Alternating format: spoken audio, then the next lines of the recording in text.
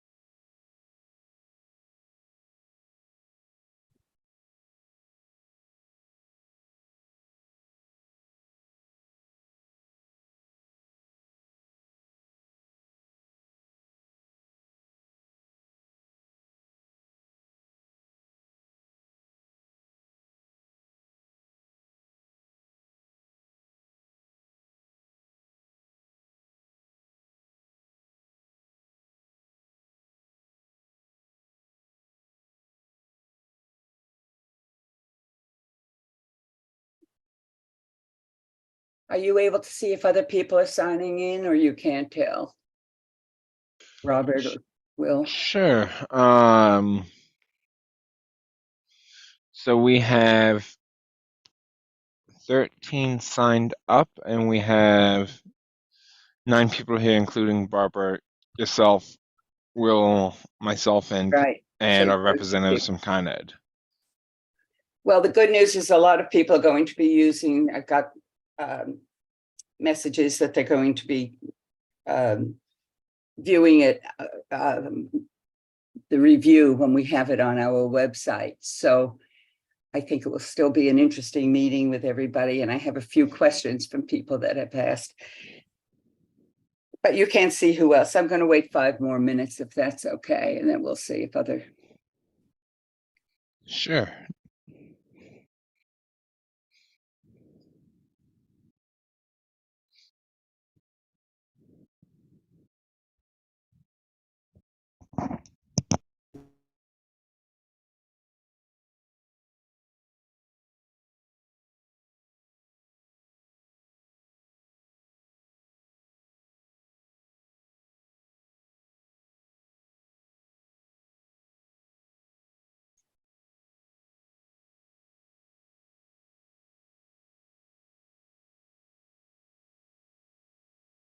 Let me see. Hi, Alex.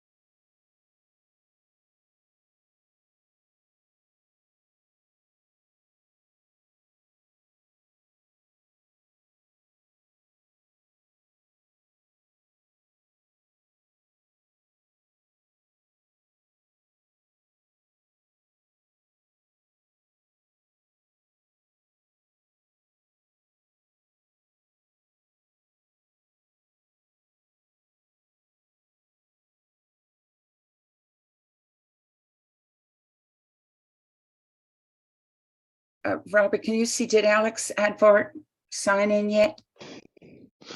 I'm not seeing anyone by that name Okay. or in the meeting Going or to. who has signed up. Okay. I think maybe we should get started now, and I think a few more people. I know Alex is going to sign, and I hope if he gets to it, that would be good. I'm going to start and just say that we're so happy to have representatives from Con Ed who has agreed to join us for Con Ed's 200th birthday. Just a little background, I heard on the news about the birthday and some of the history. I found it so interesting, particularly since the Environment Committee has heard so much about what's happening in the future. So we have two wonderful speakers. We have, I hope I get this right, we have Josh Crespo, who is the specialist for the community outreach. And we have, I hope I got that right, Josh, if not. And then Kim Lewis, who is the efficiency expert and manager. If that's not right, you'll correct me as we go along. My co-chair is Sahar Hussein, who couldn't be here today, but she will be listening in and learning and as after this whole meeting. I want to thank Robert and Will and everybody else that has helped us get this meeting together. And I think it will be a very fruitful one. And I think it will be watched quite a bit after the meeting when we have the live streaming on also. So thank you so much. Robert, do you want to talk about the rules? Sure. Thank you, Barbara. Welcome. If this is your first time joining us virtually, you will notice that you are currently muted, and everyone will remain muted throughout the meeting, except the committee co-chairs and any presenters as well as we move throughout the agenda. Following the presentations, as we move through the agenda, the co-chairs will call members of the public wishing to speak. You can participate by going to the reactions icon and pressing the raise hand button, not the wave or the thumbs up. Those would disappear as they are only temporary. Only press the raise hand feature once. If you press a second time, your hand will go back down. If you are calling in on the phone, it's *9 to raise your hand and *6 to unmute. Please be on the lookout for a prompt asking you to confirm unmuting. Once the co-chairs calls on you, the chat is available for technical support only to help with Zoom software problems, not to ask questions of the co-chairs or the presenters. They will not see these chats. If you're using an older version of Zoom, you need to go to the participants section where you'll find the raise hand feature there. Please do not raise your actual hand or wave at the screen because we may not be able to see you. Chat me, I'm here for support. And Barbara, back to you. Thank you. So for our presenters, Josh, do you want to start? I don't know who's going to start. You with Kim? Yes, Thank you, I'll Josh. begin. Thank you, Barbara. Okay, Robert, when you have a moment, can you open the first slide? Yep. Give me Thank you. one moment.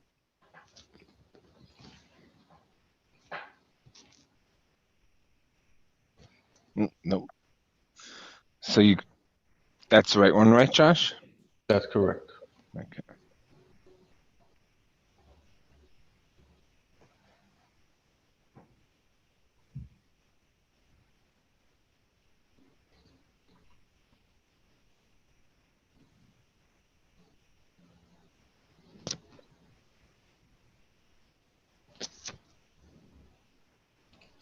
Okay, and then everyone should be seeing it in full screen. We are. Okay. Okay, perfect. Good evening, everyone. My name is Joshua Crespo. I'm a member of the Regional and Community Affairs team for Con Edison. I just want to take a moment to thank Barbara and Sahar, the co-chairs of the committee, for inviting us to speak with you this evening. I want to thank Robert for convening us and arranging this. My colleague and co-presenter this evening, Kim Lewis, who's a member of the energy efficiency team at Con Edison, will be speaking with you in a few minutes. So I just want to start off tonight's presentation. Robert, if you can go to the next slide, please, for the agenda.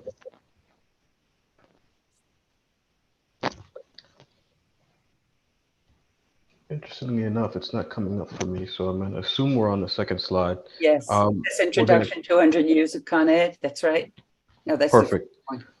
Yeah. So we're going to take the first few slides to discuss, as Barbara mentioned, our bicentennial and just some context about the company's history, give an education about how we provide power to our customers, and then go into really the crux of the conversation about our clean energy commitment and the efforts that the company is taking to transition the grid to renewable energy.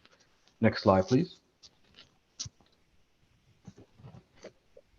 So I think I wanted to provide a graphic that just provides some insight into the steps that have been taken to get the company where it is today, and then also illustrate some moments in the city's history where the company has been impacted and how our crews have played a pivotal role in the overall process, whether it be working around the clock after two substations were destroyed as a result of the September 11th attacks, sending crews down to Puerto Rico to assist in the Hurricane Maria recovery efforts, and then obviously working on the service outages that came as a result of Superstorm Sandy. So just a small sample of how our crews are sort of a fabric of the city's history, if you will. Next slide, please. So wanted to give some education, some background to the three commodities that Manhattan provides in our electric, gas, and steam system. Next slide, Robert. And provide an overview first of our electric system. We get electricity from various sources throughout the state, whether it be wind, solar, generating stations. That power is then sent through substations and transmission lines. For any folks who have driven northbound on the Hutch or the Sprain Parkway, you've probably seen these transmission lines as you've driven by.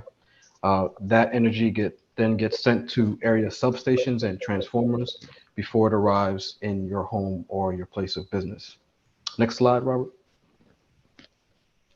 And then just providing some overall statistics about our electrical system. We operate one of the most complex yet reliable electric power systems in the country and in the world, serving 3.4 million customers throughout our service territory, 62 area substations, an average of 350 to 500 kilowatt hours per month that have been used by our customers in both New York City and Westchester County. Next slide, please. And then giving just an illustration of the contrast between our underground and overhead systems. Manhattan's electrical grid is completely underground, which is how we can avoid some of the outages that come as a result of inclement weather. 96,000 miles of cable, 43,000 underground transformers, and 267,000 manholes and service boxes. As opposed to the overhead systems, which you'll see in the outer boroughs, in the Bronx and in Westchester County, 34,000 miles of cable, 52,000 overhead transformers, just to name a few of those statistics. Next slide, please. Then just to provide some brief graphics on our gas system, we distribute natural gas to 1.1 million customers throughout our service territory, making it one of the largest gas distribution companies in the country, with 4,000 miles of gas mains, 8,000 miles of piping, and 375,000 service lines. Next slide, please, Robert. And then one of our lesser known commodities, our steam system, which is actually 125 years old. We operate the largest district energy steam system in the country, providing service to approximately 1,650 customers in Manhattan. To be specific, our service territory for our steam system goes from 96th Street downwards. So we do have customers in CB8 all the way down to the southern tip and Community Board 1. Steam is safe, reliable, space saving, and some of the notable customers that use steam, that have elected to use steam to power their buildings, are the Hearst Tower in Manhattan, in Midtown Manhattan, the Gramercy Park Hotel, and the Time Warner Center, to name a few. Next slide, please. So want to take, obviously, most of the time speaking about our clean energy commitment. And if you can go to the next slide, Robert, we can talk about the legislative mandates that I'm sure many of you are aware of. starting with the New York State Climate Leadership and Community Protection Act, the CLCPA, enacted in 2019, with the directive of 100% clean and carbon-free electricity by 2040. One of the important stipulations that came out of that piece of legislation was the direct resource allocation to disadvantaged communities, or DACs. I believe the minimum amount is 35%. And thinking about Community Board 8 specifically, there's a small parcel of land between East 90th and East 96th Street that qualifies as a DAC. Then moving on to Local Law 97 and the Climate Mobilization Act, deals with carbon emission limits for large buildings, 40% reduction by 2030, and over 80% by 2050. So the company has had to think about how we are going to transition our grid to prepare for this transition, for this aggressive transition. If you can move to the next slide, Robert. And this sort of outlines our clean energy commitment. These 5 pillars are what the company is going to be focused on as we head into the future and in the present. So thinking about how we prepare our grid to meet these challenges, while also maintaining reliable service for our customers, thinking about how the company's buildings and the space that we occupy can, how can we reduce our own carbon footprint? And then obviously these conversations don't happen in a vacuum. Speaking with environmental justice groups, speaking with nonprofits on how we can improve the quality of life for the neighborhoods that we serve, particularly focus on underserved communities. There's going to be 13 billion invested over a 10-year period to address these objectives. So moving on to the next slide, please, Robert. So I thought it'd be good to provide some of the projects that we're working on currently as we transition. Number one being the Clean City Project. This one took place in Queens with the 6-mile transmission line carrying 300 megawatts of renewable energy. Back in May, a peaker power plant was taken off the grid. A peaker power plant is one where the power plants are older, less efficient. They typically operate when demand is at its highest, but they also put out really high levels of emission. So the line works to address the emissions while also providing renewable energy sources to our customers. This project accounted for $275 million of the 800 that Con Edison is investing in these clean city projects. There are 2 underway in Staten Island and Brooklyn. Those are slated to be completed in 2025. And at the end of that project cycle, these 3 transmission lines will be able to carry 900 megawatts of renewable energy throughout this service area. Next slide, Rob. And then moving on to battery storage. It's something that complements our renewable power from wind turbines and solar panels.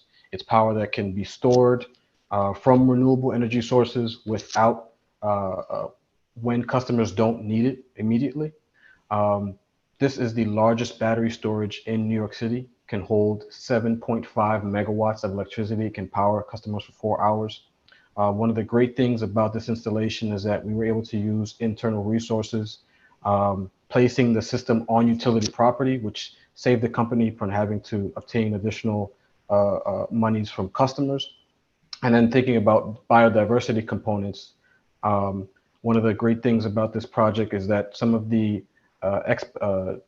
dug up land around the battery storage was used to seed pollinator plants, which attract butterflies and other pollinator animals, and also provide an opportunity to install stormwater capture in the area around the battery storage.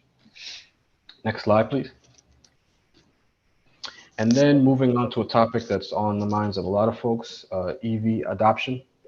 As electric vehicles become more widespread and customers continue to purchase electric vehicles, we're enhancing access to charging facilities around the city and accelerating the move toward electric vehicle ownership by connecting customers to new public and customer-owned charging stations. As you'll see from some of the programs that we've been working on or that have been installed already, we have 16 level 2 chargers in the borough of Manhattan. Level 2 chargers are the quote unquote fast chargers, where you can have 240 volts of electricity powered to vehicles within residential settings, and then 208 volts within commercial settings. The end goal for the city is to have 1,000 curbside charging points by 2025. One of the programs that our group was actually able to work with the Department of Transportation on, the Charger Pilot program, we were able to install 6 sites within Manhattan. 3 are actually located within Community Board 8. Next slide, please.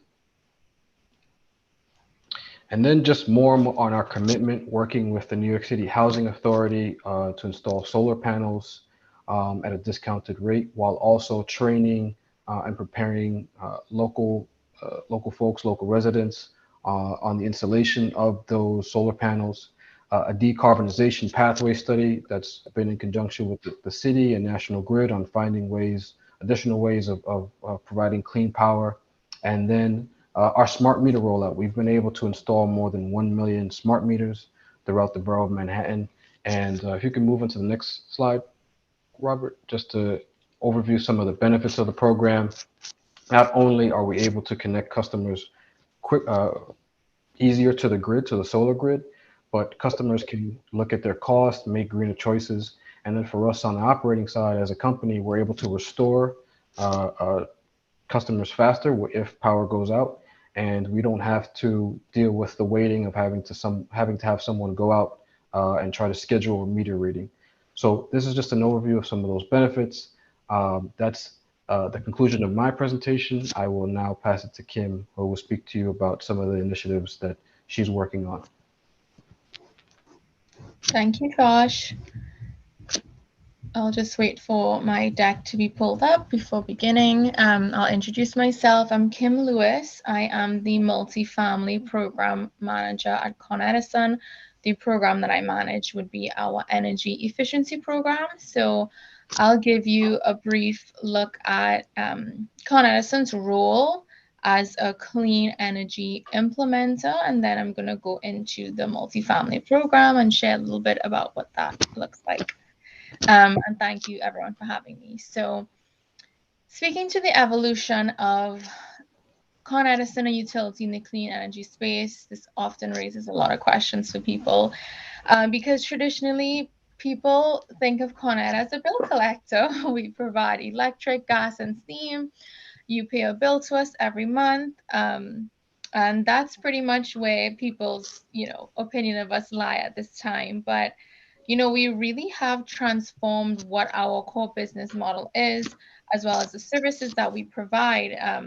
Even energy efficiency today is very much a commodity and a service that we provide as a utility to make sure that the relationship that we have with our customers is a partnership, and due to the sense of social responsibility that we have, the regulatory commitments that we have to meet, our internal goals, we really do have a big hand to play in this clean energy transition. Josh shared a little bit about our customer segment, who we serve, and just to really highlight the diverse set of customers, the diverse building stock that we have here in Con Ed service territory. And being one of the oldest but most reliable grids, we still have to do our part to make sure that we maintain that grid's resilience and reliability. And we are proud to say that we have a $1.5 billion stake in this. We're investing $1.5 billion into energy efficiency and electrification by through 2025, and probably a lot more after that as well. So we really do want to serve our customers as well as a trusted energy advisor. We want you to use energy smartly, and promote education and offer incentives to allow you guys to get the most out of your book energy wise. Next slide, please. So we didn't touch too much on the regulatory landscape, but it's very important for our customers to know that it exists. We have statewide policies that Josh had touched on, and we abide by them, and we want to help the market get to that place. Unfortunately, if we are not able to support customers and support the market, the gap that we need to fill to hit some of these clean energy goals is too wide. Whether it be customers don't have the financing to undergo upgrades to help save energy, there are a lot of technical barriers. People don't know where to begin and how to start saving energy and how to optimize their building energy usage. And at times, there's just a simple lack of awareness. So where Conrad steps in is we will support this energy transition via means of financial incentives for a variety of projects. Energy efficiency and electrification is what I'll speak to today. We provide technical support. We're always pushing media and advertising to the marketplace to make people aware of not only what we offer, but what the state's trying to do and how we can help you guys get there. And also integrating energy efficiency into system planning at a bigger scale. And again, energy efficiency does have a lot of economic impacts. I'll share those with you in a bit. Next slide, please. Yeah, so here we go. Energy efficiency really just means that you're going to get the same output with less energy use. So in layman's terms, if you were to get a more efficient washing machine, your clothes are still going to be washed, you're just using less energy to do it. So exact same output, lower energy input. So what that means for us is we have a sustained reduction in energy usage across a service territory with customers upgrading to more energy efficient equipment. What that would mean for you guys would be a lower energy bill. And then with the support of our incentives that we can give to you guys on energy efficiency projects, obviously that will lower your project cost, lower your monthly bills, and lower maintenance costs with more efficient equipment. And of course, there's that compliance piece where you will avoid paying fines if you are in compliance. And then from an environmental perspective, of course, reducing energy means reducing your carbon footprint. A lot of organizations, buildings have sustainability goals. We just touched on compliance and enhancing brand reputation. We see a lot from the market, from our customers, that they want to participate in the clean energy transition. And we're very happy about that. So that's one of the ways in which we want to serve our customer needs as well. Next slide, please. So how energy efficiency ties into Local Law 97. I'm sure a bunch of you guys are going to be pretty interested in Local Law 97. We know that customers have questions. We know that customers have questions. Basics are, buildings greater than 25,000 square feet are going to have to become more stringent on their energy use. It's going to end up rolling up to hopefully 40% of citywide emissions reductions by 2030 and 80% citywide reductions on greenhouse gases by 2050. So there's a lot to unpack with local laws and compliance. And how Con Ed fits into the puzzle is that we are not the experts in what a specific building will need to do. Are they going to be out of compliance? What will their fine look like? What exactly should they be doing? We have industry experts and partnerships like the New York City Accelerator Program that offers that nuanced type of technical support that will be very specific to your building or your portfolio of buildings. And we, will happily work with any of our customers to connect them with the partners that we work with on that level of deep technical expertise. But we really come in on the educational piece to make you aware of these local laws and that we can actually help provide the pathway to compliance, which is once it's identified what you would like to do to save energy, become more energy efficient, or maybe pursue some building electrification measures, we can offer some financial incentives to, again, bring down your project costs and hopefully get you to pull the trigger on some of these projects. Next slide, please. So now I'm going to share with you in practice, what are these programs and what are these incentive dollars that I keep speaking about? So multifamily energy efficiency program, that's the program that I run at Con Ed. And firstly, to be considered a multifamily building, you just need to have 5 or more residential units, which is a huge portion of Manhattan's building stock and across the 5 boroughs as well. And to simplify it, if you have electric equipment and you're moving from a less efficient model or piece of equipment to a more efficient piece of equipment, that project we can likely incentivize. We have a whole range of measures that we will give you incentives on to do these projects.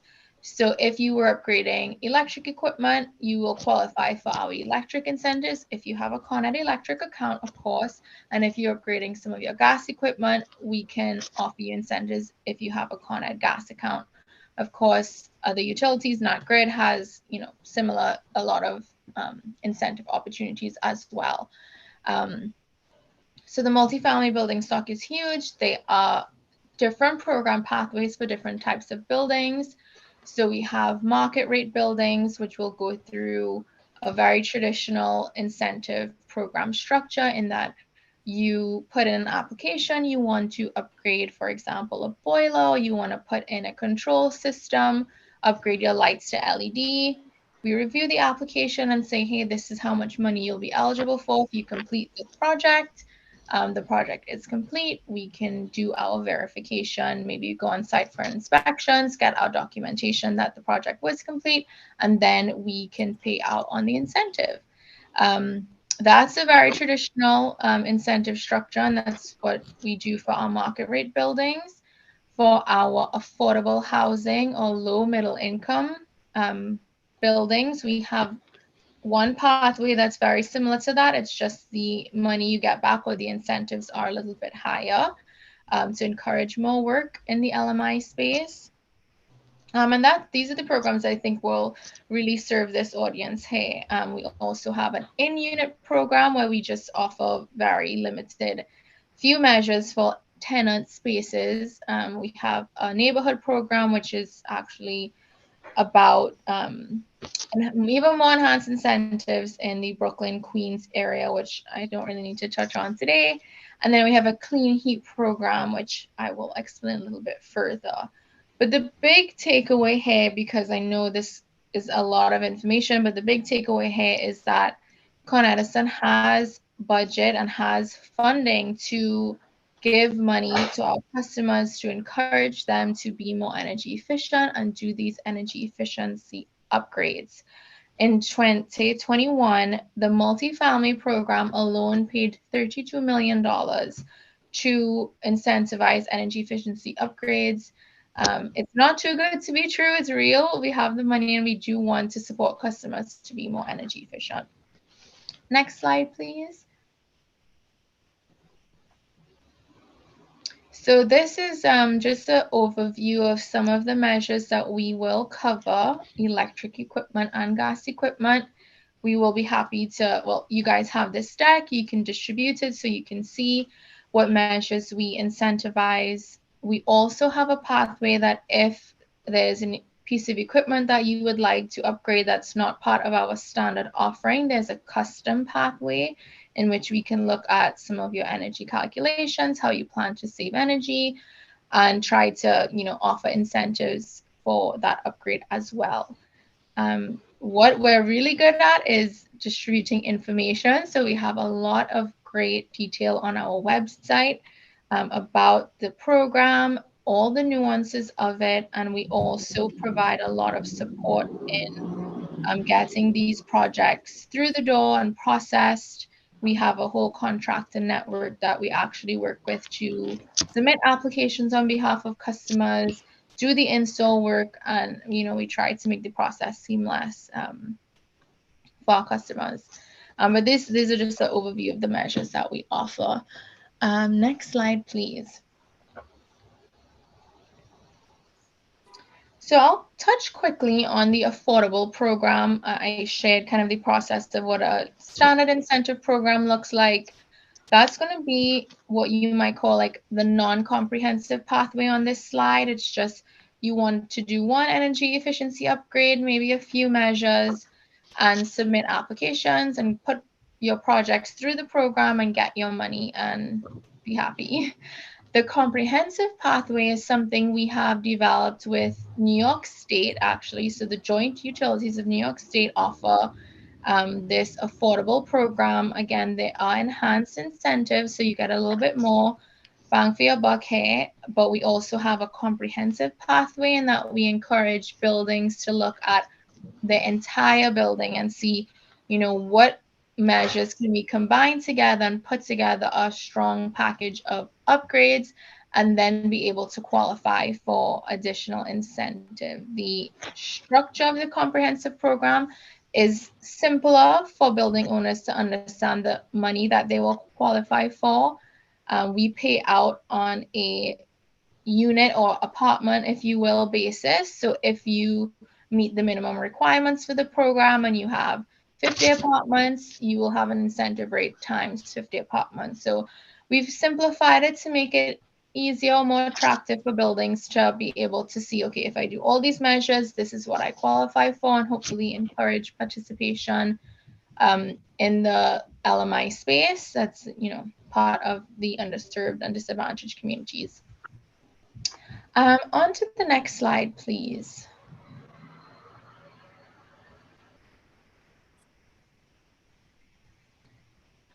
So I just wanted to highlight a case study of a building that went through the multifamily program. The building was built in 2005, so fairly new, 180 residential units. The measures that they upgraded were lighting.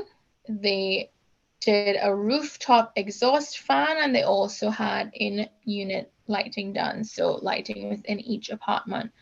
And on these measures, we were able to cover like 16% of the cost of the lighting, 50% of the rooftop exhaust fan project, and then all the in-unit lighting we did free. So on the screen, you can see the energy that we save, what the project cost, and what was the customer copay and energy savings that are expected annually. In this case, $11,000 for the building, which is great. Next slide, please. So I'm going to speak to you. This will be my last big topic for the night, electrification, which is the topic that not many people are super familiar with. What does it mean? Sometimes we call this clean heat, but basically electrification is a huge opportunity for us. So if buildings currently are supplied by steam, gas, and electric, electrification just means how do we allow the functions of buildings, so what they use energy on, how do we allow that energy source to be electricity rather than gas or steam? Reason being is that as a utility, we can provide clean electricity for you to fuel your buildings. And that in itself will be a huge opportunity for us in the city to hit those carbon reduction targets. So the graph on the left-hand, or the chart on the left-hand side will show that for New York City, 68% of greenhouse gas emissions come from buildings. And then if we look a step further and say, okay, what do these buildings use energy for? Citywide, whether it be commercial or multifamily buildings, we see the biggest use of energy in buildings in New York City are space heating, space cooling, and provision of domestic hot water heating. So if we are able to electrify these three huge energy sucks in buildings and then provide clean electricity for these building functions, then we can really get our greenhouse gas emissions down. I'm trying to simplify it, so I'm hoping I have everyone on board. And it will provide really a huge opportunity for us, again, to hit those carbon emission reduction targets. Next slide, please. So in a multifamily building, what does electrification mean? What does electrification look like? So I'm gonna walk you through some of these diagrams. So on the left-hand side here, we have a building. There's electric service, there's gas pipes, so we have electric and gas service in the building. Or if it's, there might be other fuels, oil lines, oil supplies, etc. Typical building today, we see boilers that are generating steams that heat rooms. Often, they're heating the room unevenly and tenants have no control of that heating. I know we all know the loud radiator that's like booming heat in one corner of the room and the other side of the room is freezing cold. Really poor heat distribution with some of these old legacy heating systems. They're also separate means of, typically cooling units that are also inefficient. Today's buildings, we see gas stoves and gas cooktops, and hot water is typically produced by a fuel boiler. And that's today's system, and what we hope for in an electrified future looks a little bit differently. So firstly, we as a utility would decarbonize our electric grid, again going back to that point of providing clean electricity to our customers. And in the electrified building, multifamily building of the future, there would be heat pumps and other electrification technologies that could support tenant-controlled heating and cooling in the units. We would have electric stoves and electric cooktops, and we would have our hot water produced through electric heating. And it looks quite different than what the building is today, but we, again, are here to support that transition via means of incentives via a clean heat program, which I'll share the details on now. Next slide, please. So the Clean Heat program is another one of these statewide programs. Again, we know the state has very ambitious targets to hit, and they have a clean heat offering, and Con Edison has an offering under the umbrella of the statewide clean heat program. This is definitely getting a little bit into the weeds of it, but multifamily buildings, we can provide incentives for air source heat pumps in existing buildings. If they had any new buildings doing ground source heat pump work, we can incentivize that, where cover 50% of a project cost, and our incentives are capped at $1 million. So I'll move on to the next slide and ask some questions and take any questions that you guys might have. I know I offloaded a bunch of information on you, so do let me know if you have any questions. Yeah, I know I have a million, but we'll start with any other. Robert, would you help me by if the hands are raised?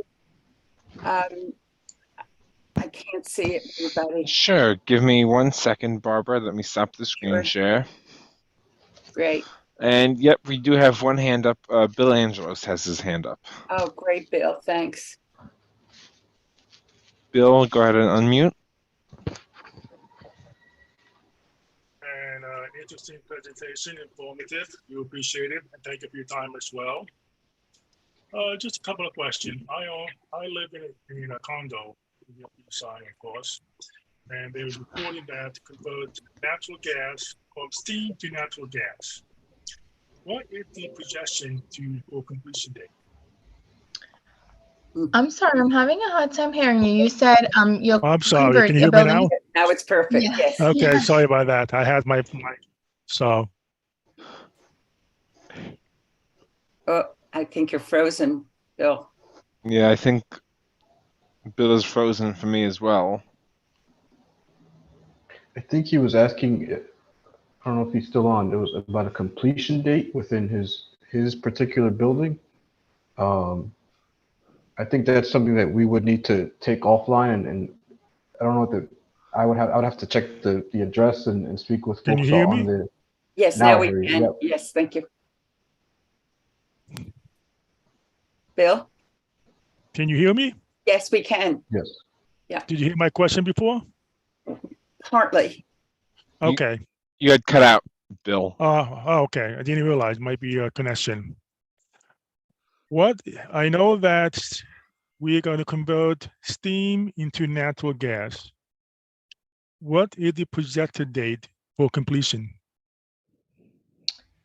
Are you speaking about, if you're speaking about a specific building, we can take the address and get back to you offline because we have so many different departments. I certainly don't have insight into that, and I know Josh doesn't either. So yeah, just simply something that's kind of out of our line of sight. We can help you connect you with the right person. All right. I know that there's a plant on East 74th Street, just off the FER Drive. It's a steam distribution building. What did the plant want is converted to once steam is discontinued? You're going to repurpose that plant? That's a great question. I love your question. I actually don't know. So in Con Ed, we have like a steam department, a gas ops, electric ops. Sometimes we're privy to these types of like, I guess, pieces of information, but I don't know. I would, be really interested in that myself, and we can get back to you on that for sure. Okay. Another Oh, I question. just comment on that, Bill, really quickly. Because the steam facility is within my purview, and because steam is considered a clean, renewable source of energy, I don't know that there are any plans. I certainly haven't been informed of any plans to convert that plant, because of the benefits that steam provides in our transition plan. So, but if there is something that comes our way, I'll be sure to let the community board know. Okay. Thank you. I have no further question. Okay, Thank you, Bill. Thank you for your time. Robert, is there anybody else? Robert? Sorry, Barbara, I'm having a little bit of a but I see a member of the public with their hand up. Kathleen Steed. Kathleen, please be on the lookout for prompt to confirm unmuting. Okay. Hi, Kathleen. When I walk past the, for instance, I'm in an old tenement. It has a sign on the front door that it was an F, and I walk past all these buildings that have signs that their energy rating is D and that kind of thing. Does that have anything to do with what you're talking about as far as who has to do what and what they have to do? Yeah, precisely. And those ratings can be improved by engaging in energy efficiency upgrades. So those ratings basically state, grade your building on how energy efficient it is. So how are you optimizing your energy use within your building? How are your building systems performing with that energy use? And Con Edison is providing incentives for buildings to upgrade some of their systems to more efficient equipment, which will increase their building energy scores and their letter grade.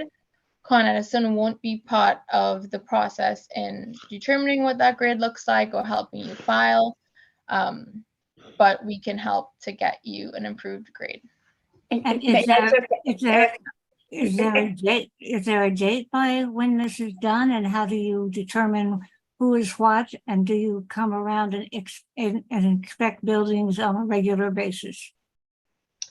Yeah, great question. That's not actually Con Edison. I believe that lies with the Department of Buildings. So we are not, to be clear, we're not involved in that at all. We are just here to help buildings become more energy efficient, which in turn will help to improve their letter grade. But we aren't involved in the scoring process, the filing process, nothing like that. Kathleen, do you mind if I expand a little bit on it? Isn't there a date where my building has a D? Well, eventually they'll get fined if they don't upgrade from a D to higher grade? Yes, that should start in 2024. I hope I'm not misspeaking. I'm certainly not a subject matter expert on the policy. But again, Con Ed will not be fining your building. This is not in, City. this would be a, yeah, yep. The city I of know, buildings. Josh, you could add any more flavor there or nuance. Yeah, I would just echo that. It's not in our purview. My understanding is that that rests with the city agencies. I'm not aware of the date either. So I wish I could be more helpful in that regard, but it's not something that we work on. And this is part of that local law 97 that was passed, am I right? Yes, correct. Yep. Okay. I think, Kathleen, many of our buildings have it. I talked to my manager that didn't seem worried about it. All right. So Thank you. this is where, the marketing and the outreach come into play, helping tenants understand what does that mean for your building.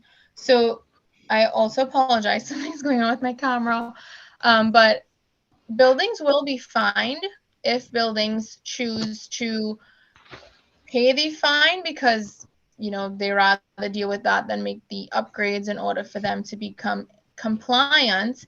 That is of course their prerogative, but as tenants in buildings, I think it's important that people ask, what does that mean as a tenant? Are any of those costs going to be passed on to me?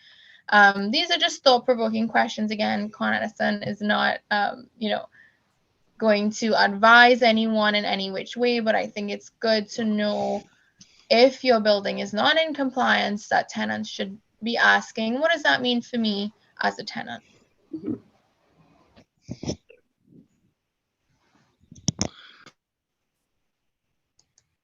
You see somebody else, Robert? Yep, you have two hands up, one from Ellen and Bill Angelos again.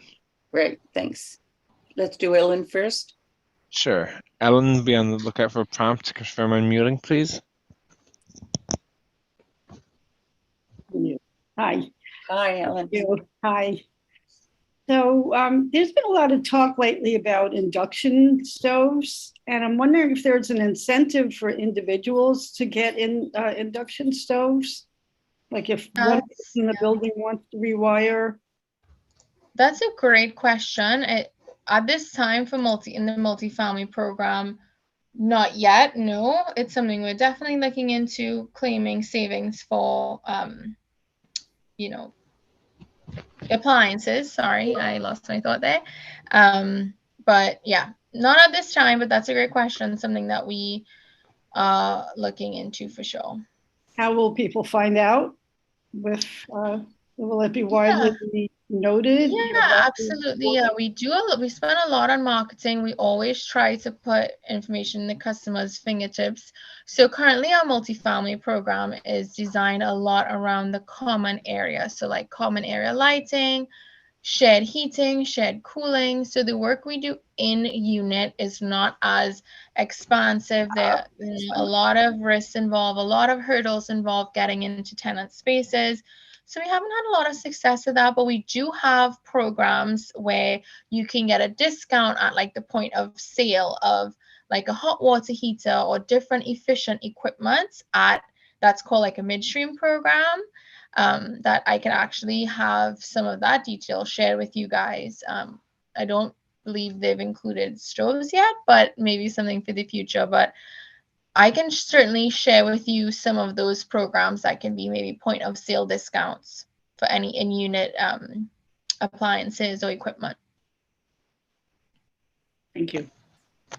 No problem. Bill? Bill, be on the lookout for a prompt to confirm unmuting. Okay, got a question regarding meter reading. It's my understanding that currently it's being read by individual. So it's still being read by individual? Because of the installations, most of them are being done through an outside connection. So the way that it works normally is that if a building, if a property, if a residence has a smart meter installed, we have folks driving by in vehicles, and that picks up the reading that's being sent out by the smart meter. There are still some buildings that we're trying to reach out to that have the sort of old school meters still installed, and those folks still have to have their meters read with someone going in person. But that's sort of part of the transition. We're trying to get more folks on smart meters. It makes the meter reading that much seamless and helps save a lot of time for both the customer and the company. I see. Thank you. Thank you for the question, Bill.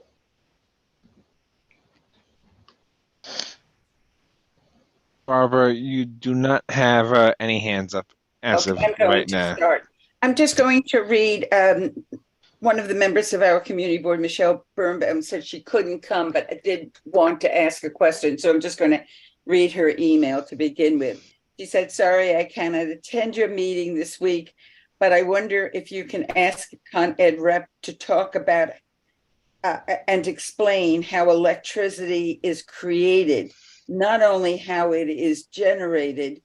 I think most people do not know where electricity actually comes from.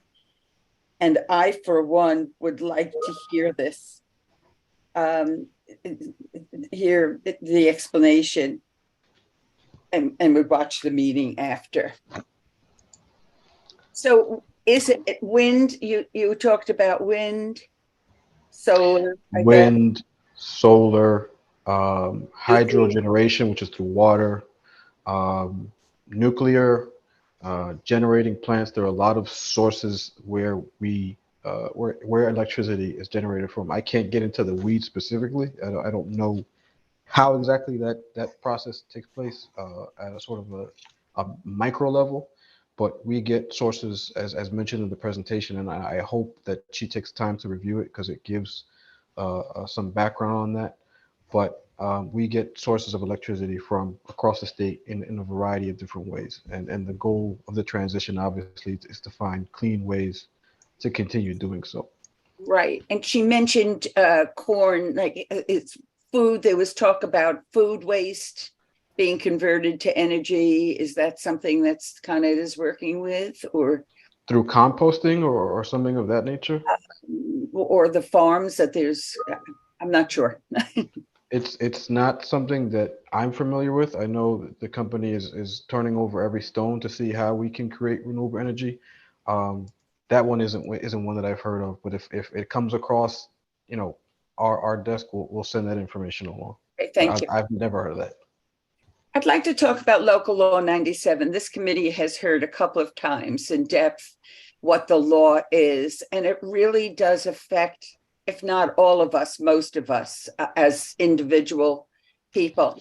Just, I think on a high level, and you could correct me, it says that with certain time frames as it goes on, that we would expect it to have lower and lower greenhouse gases emitted in our buildings until eventually it's zero. I think it's 2030 or something like that, when we reach zero neutrality.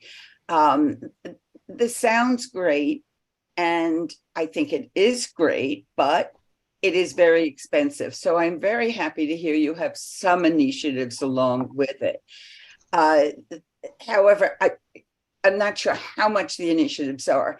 For instance, you talked about individual pumps.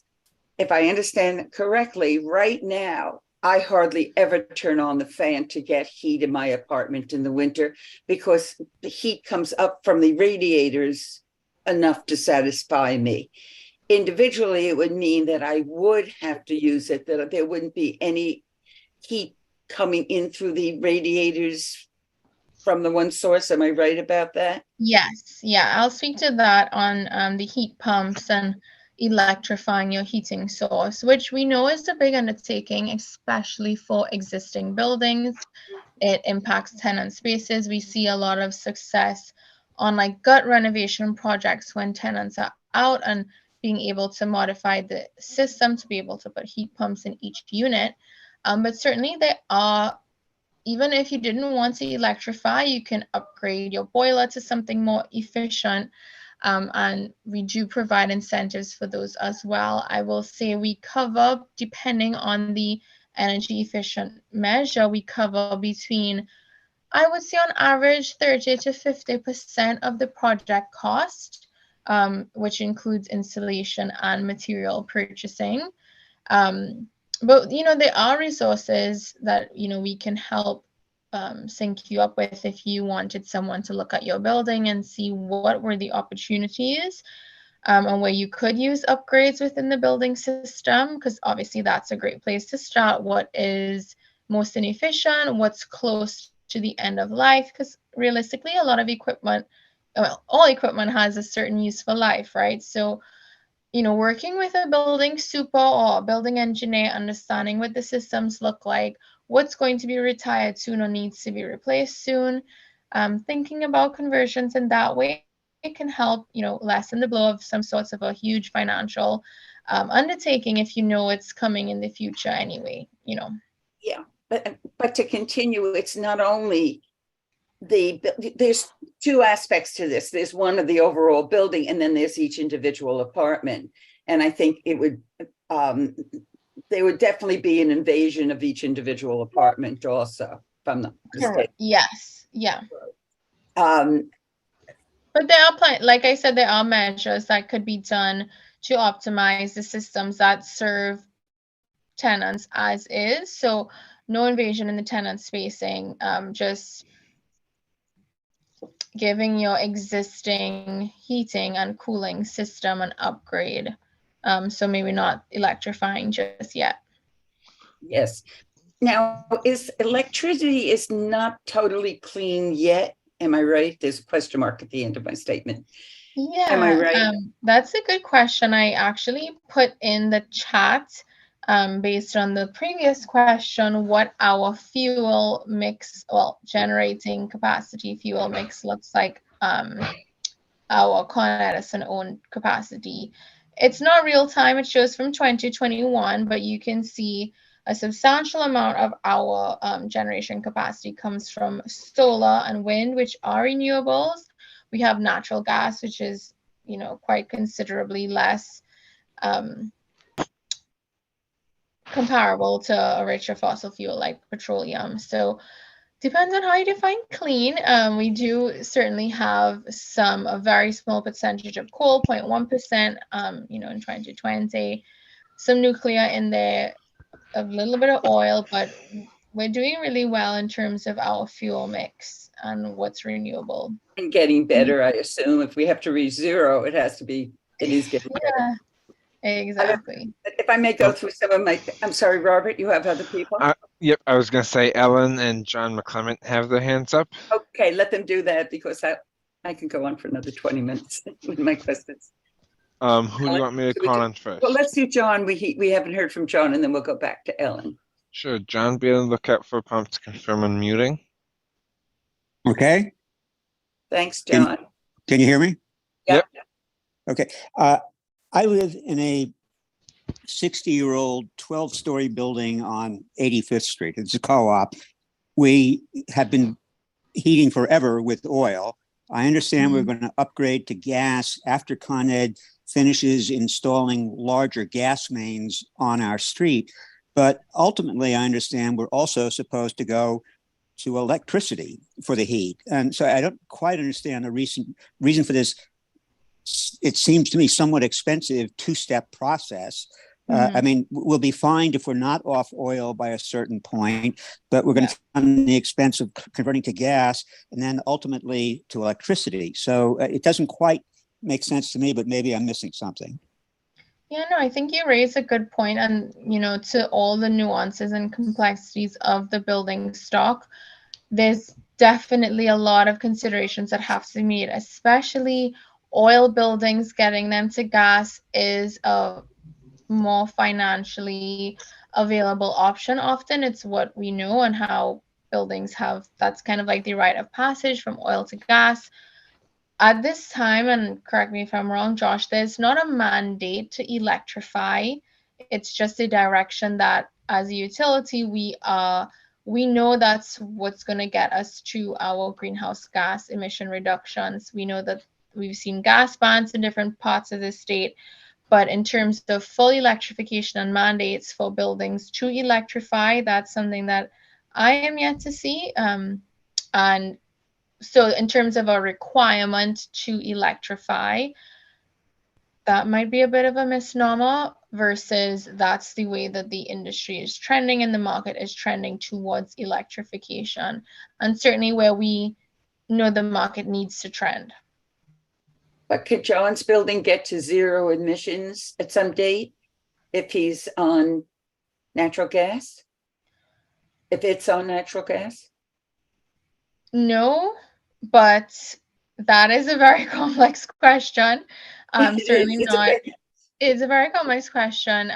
But as I understand it, buildings are not going to be required to be at zero emissions.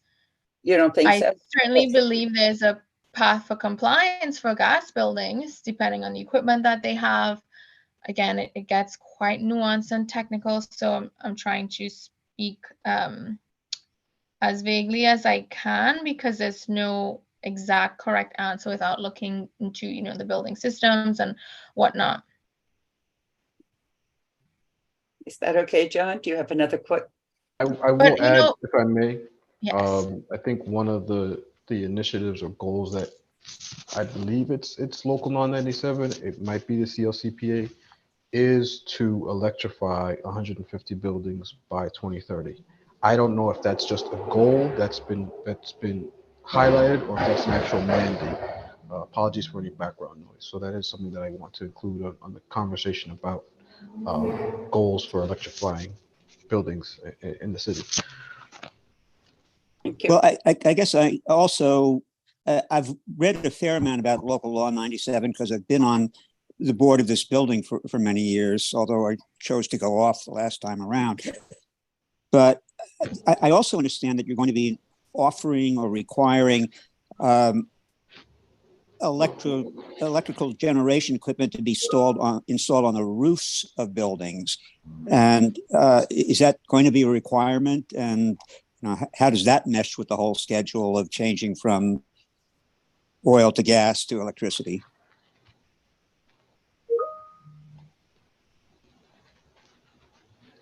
I am not familiar with that. I don't know if Josh, you can speak to it. And I'm really happy you guys have such great questions, but unfortunately, the silo that I work at, I don't have.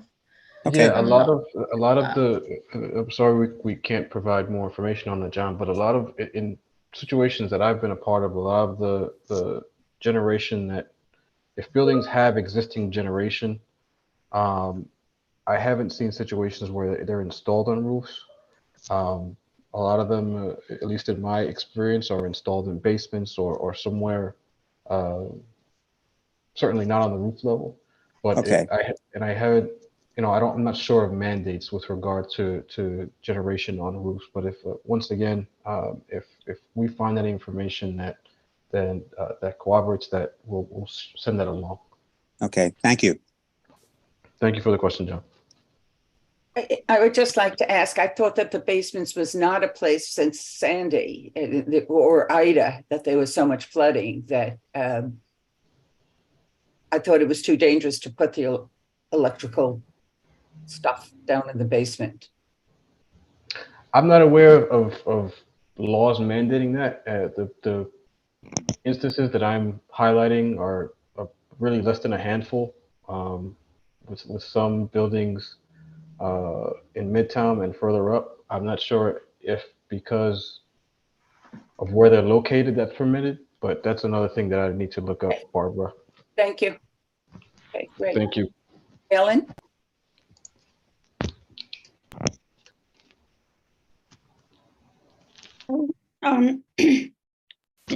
Two questions.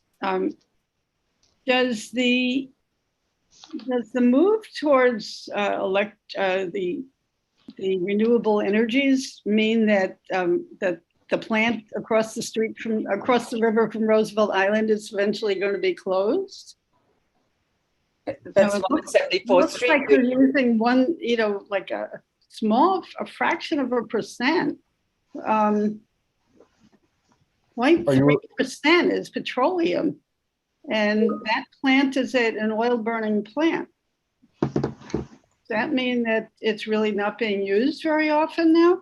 What street do you think it is, Ellen? That's 74th Street? That's on Ravenswood. It's on Vernon Boulevard.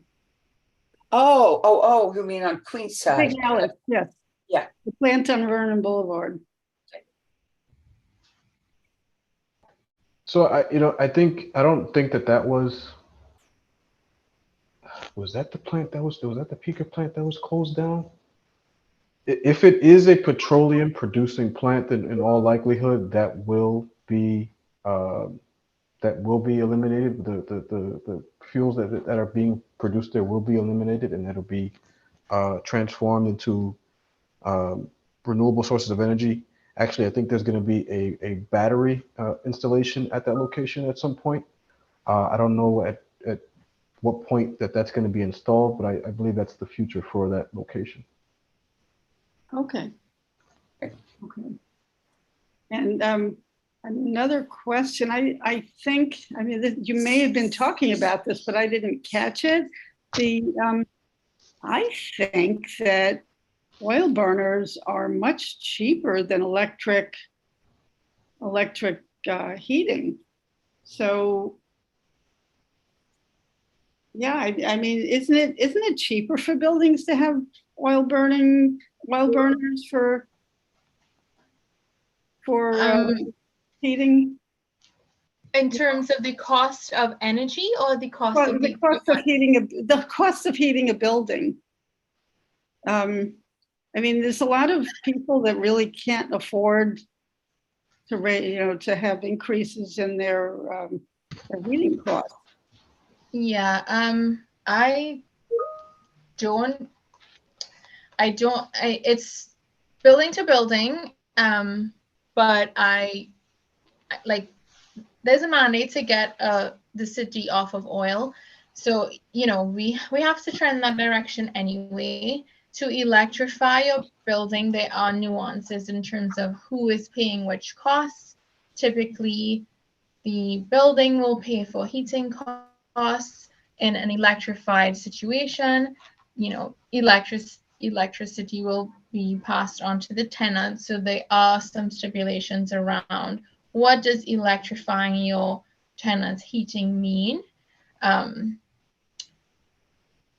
But there will be energy savings garnered by electrifying, so you actually would pay less money. But there's a lot of nuances in that because of what you're moving from to move to electricity, and then who is paying the electric cost for heating. If you live in a co-op or condo, even if the building is paying for it, you're really paying for it in your maintenance.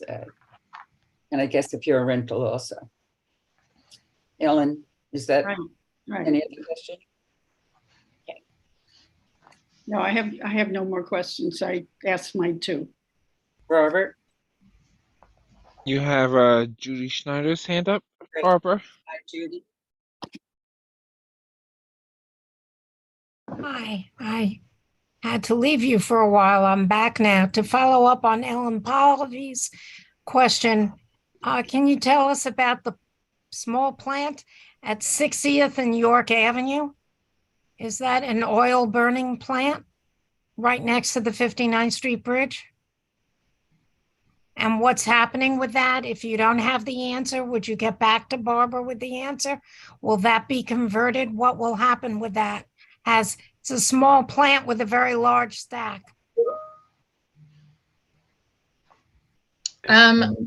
Yeah, I certainly don't have the answer to that. Again, that might come into distribution and planning and a different group. I don't know if Josh, you have insight, but certainly every question here that we're unable to answer, we can take back to the team. I'm pretty sure that that's a substation.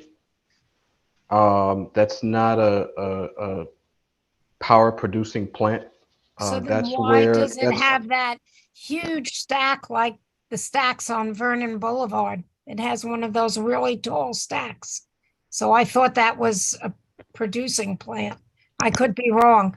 If you could just get back to Barbara and tell us what's going on there, because it's part of our neighborhood, we'd like to know, and what will happen with it in the future. I'd appreciate it. Thank you. Sure. And hi, Judy. We've worked in the past. We've certainly sent work notices your way. So I just wanted to say hello. I don't know if you remember me or Yes, not, I but do. good Thank you. seeing you. Judy is co-chair of the Parks Committee. We should be asking about what was a pink house and now a White House that's on the Esplanade. I think I asked you, Josh, when we spoke to you before. Do we have any answers on that, Barbara? I don't think so, but maybe Josh has one now. On the Well, no, On yes. the Esplanade, there is a big house building that uses up a good portion of that section of the Esplanade. What makes me very nervous, it's very hard to walk past it going south or north. Yes, but that, Barbara, that's being, if you came to the, actually, I missed the last meeting. Yeah. go look at the last HSS presentation, because that's where all the gym equipment is going to be now, diagonally across from that, and they're planting that area. But Josh, that's a very good question about what's happening with that building. Are you still, if you can get back to Barbara with that, are you still using that building at 74th, 73rd, 74th Street on the Esplanade? And what are you using it for? And how often is it used? And are boats coming by to fill up or?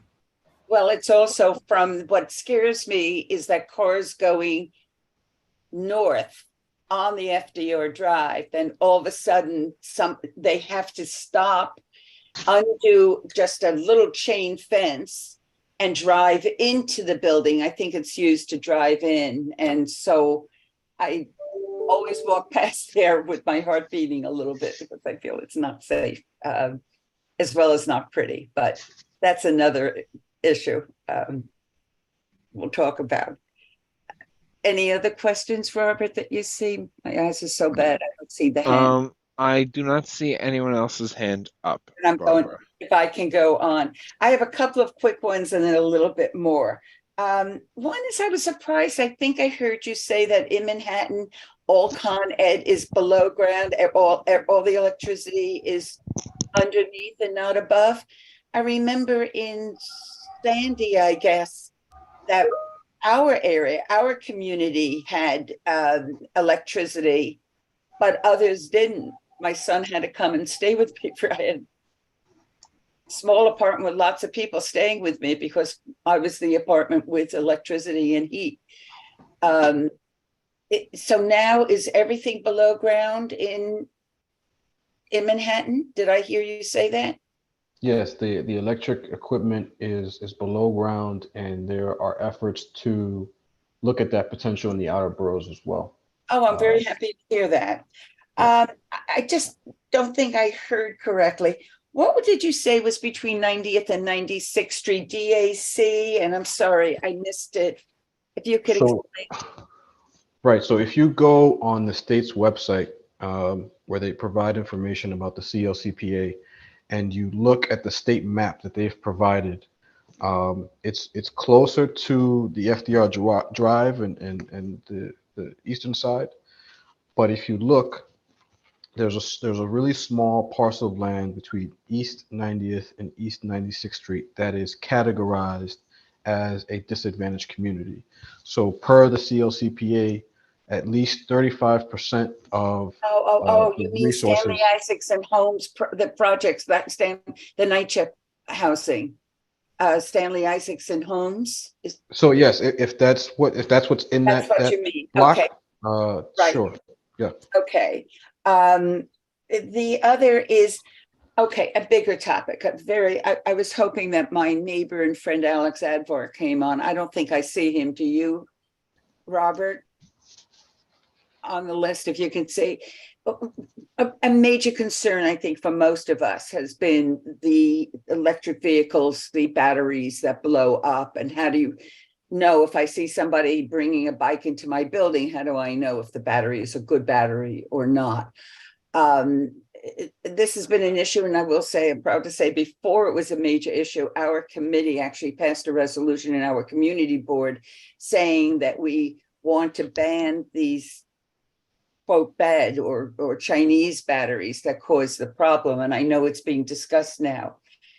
However, there is the issue of how do you get them charged? And it's not only the delivery guys, but everyday people are using these vehicles. Alex spends a lot of time in London for work. He's a professor, he's a scientist and does work there, and has seen, I wish I had the pictures ready for me. There are like tent-like structures on the street that are meant for these bikes. I think regular bikes, as far as he knows. But the question is, can we have charging stations in them? Is that something we can do? And maybe even building by building. We have room in my building. We could probably put several tents, and each one would hold multiple e-bikes that can be charged. Is that something you've looked into, know about? Is it feasible?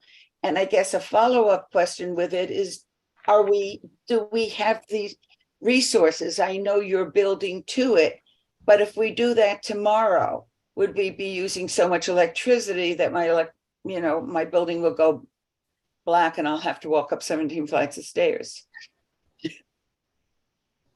Which has happened in the past. So do you understand the question in this? I understand I understand both questions. On the e-bike conversation. E-vehicle, I think with scooters, yeah. I believe, most of the initiatives that we've been working on as a company are around electric vehicles, passenger vehicles, working with the city to install chargers, in city streets, but then also working with, and I don't know if Kim can speak to this, but also working with customers in buildings to get charging installed within properties, putting them in parking lots so that folks have that option to do that, to charge at these locations. I don't know where we stand on the charging of bikes, scooters, and these sort of one-person vehicles. It's not something that I've seen come up, but I'm sure someone within the company is looking at that, because you're seeing it, to your point, you're seeing it more now. And we can share the Power Ready, which is the sort of headline EV project. We can share that with you also. You can take a look at that, and that provides more information on our EV charging program as a whole. That would be more for cars. Do you mean would that be more for cars? It's mainly focused on cars and vehicles of that nature. Yeah. The problem with cars is people park there. We have very few. I know there's one on East End Avenue. It's very, very few. My co-chair, Sahar, if she was here, she would tell us a scary story. They rented a car, happened to be an e-car. That was the only one left. And they couldn't find a charging station. And the couple that were there, cars were just parked there. I'm not sure how it's going to work. They finally found a garage that had one that they were able to use. But I feel sometimes there's a cart before the horse, that we're promoting the ease, whether it's cars or bikes or scooters or whatever else. I see the e-scooters all over. This is how people are transporting now. And we don't want them charged. I don't want them charging an apartment next door to me. Right, and it's an issue that DOT has raised and they're dealing with. It feels more philosophical about the growing pains that'll come about as we transition. But it's a challenge, and we're trying to transition. We have mandates, as Kim mentioned earlier, to transition the grid given the challenges that we face. Can you give us a timeline? When do you think that there will be enough that we're sort of satisfied as a community? Any idea of timing? You're talking about a year, 5 years? With regard to the charging stations? Yeah. Well, the city has articulated a goal of getting 1,000 in the next 2 years and start having 1,000 charging stations involved in the next installed in the next 2 years. And is your grid ready for this onslaught of electricity? Well, we're working to get it ready. I think we Yeah. have a mandate and we have our marching orders, and it's something that we're focusing on, obviously a lot of time and a lot of money on to get it ready, because we have to continue providing service to folks around the city. So it's something that we're actively working on, and we spend obviously a lot of time and resources on. Okay. Barbara, just to add, I think that's a great question. It not only touches on EVs, but again, electrification as a whole, as we're looking to, do some widespread electrification of heating. We know as a utility, looking at what our demand looks like based on what we supply, we know we have a lot of electric capacity and demand that we're going to need to meet. So it's things that we have new groups working on in our department. We have a lot of people are looking at this for the future. We certainly don't have an answer now, but we know that with a lot of these electrification projects, we have to first look at capacity at the site. We do that for not only EVs, but also for electrification of heating and cooling. And as we see projects coming in and we manage our forecasts and what we expect to see, we know on the, again, like distribution and planning side, we have to cater for a larger electric demand and a slowing gas demand. I think that's a great question. Yeah, thank you. One other question I have, batteries. I didn't know much. I don't know. This is the first I think I'm really hearing about it. What are they? Where are they? How far can they, the storage would affect how much of our community and so on. You saw these batteries, but where was that picture of the batteries? And, Oh, you're talking about the Fox Hills location in Staten Island? oh, is that where it is? Yes. And what is it? The battery, how does it get its charge? Is it solar? So it takes in energy that's produced through renewable. So it's solar, it's wind, it's Anything like that? anything that we've discussed this evening, and it holds it, because there's always this sort of question about, well, what happens when the sun isn't out? What happens when it's not windy? Right. How do we power folks at night? And the battery storage system solves some of those challenges, because it retains that energy that's produced, but and holds it when customers don't need it, but can help in situations where, if power goes out, or if we need to switch over to find alternative sources of powering customers. That's where the battery storage comes into play. And how far would it go? Would something in Staten Island help serve our CB8 community? I don't know. I haven't seen a sort of map of the range of how far it goes. I know it does. I know it can power homes for 4 hours, and I think so. I saw an interesting graphic somewhere where it says it can power 1.5 million cell phones, but I'm not sure of the sort of range of the area that it covers. I think there are other projects like this planned. I think there's actually another battery project that's been installed in a residential area in Queens, and more projects like that are going to be explored and installed. So in Manhattan, it would be harder because I think you need a lot of room. It'd be a challenge for sure. And solar is something not recommended for the average building, or my building is, I guess, 1970s or earlier than that building, typical. Barbara, before we get into the next question, I do have a hard stop, so I wanted to take the opportunity. Okay, that would be my last question. So Robert, just very quickly, if somebody else's hand is up or not. No other hands are up, Barbara. Okay, that was my last question. What we're going to ask then, if you would tell us the stations, the Con Ed stations in our area that are closing would be great. I would also love more information, and we'll make sure it's part of the minutes, of any program, both on a building level as well as an individual level. And any of the other questions, we would really appreciate it. Thank you. And I know a lot of people are going to be listening to the replay also. So I just we're so happy you had us. Thank you so much. This is interesting and important and coming in a little overwhelming for some of us, such as me, about all the changes that will be made and have to be. And we thank you so much for coming. And thank you, Robert, for helping. And I think we will say goodnight at this point. Is that right, Robert? Unless there's somebody that has another hand, which I don't see. Yep, there's no hands up, Barbara, at this time. Okay. Thank you, everybody. Thank you, Barbara. Thank you, Robert. Thank you, everyone. We probably won't Thank have something, but you. maybe we'll be talking to you again in the fall. I don't think we're having anything next month.